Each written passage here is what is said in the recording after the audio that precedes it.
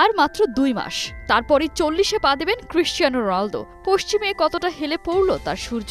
এই প্রশ্ন করার মতো অবশ্য সময় কিংবা সুযোগ এখনো কাউকে দেননি CR7। চলতি বছরের মার্চে বলেছিলেন এই বছরের শেষের দিকে 900 গোল করার চেষ্টা করবেন, আর গেল নভেম্বর নাগাদ তার গোল সংখ্যা দাঁড়িয়েছে 915।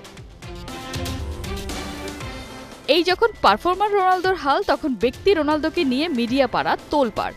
CR7-এর মনে ইসলাম ধর্মের প্রতি সৃষ্টি হয়েছে গভীর টান। শুধু তাই নয়, মুসলিম হতেও নাকি আগ্রহী পর্তুগিজ সুপারস্টার। আর এই কথা ভরা মজলিসে বলেছেন আল নাসরের সাবেক গোলকিপার ওয়ালিদ আবদুল্লাহ।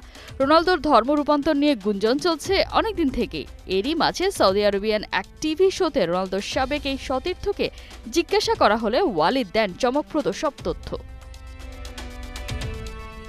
ট্রেনিং চলাকালে যখনই আজানের শব্দ শুনতে পেতেন, রোনালদো ট্রেনিং থামিয়ে দিতেন। আজান শেষ হলে আবারও শুরু হতো। সে সবসময় মুসলিম ফুটবলারদের নামাজ পড়তে এবং ধর্মকর্ম পালনে সাপোর্ট দিত। রোনালদো সত্যিকার অর্থেই ইসলাম গ্রহণ করতে চান।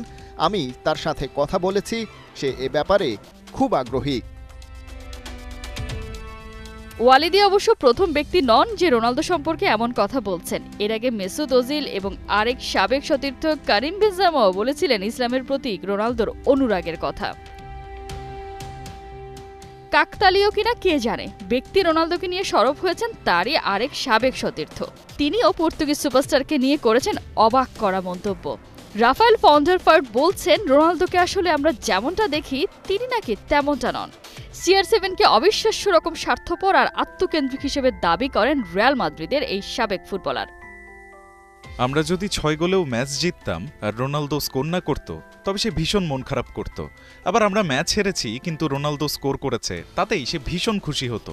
ও প্রচণ্ড স্বার্থপর, ওর মাথায় সারাক্ষণ শুধু গোল চাই চলে।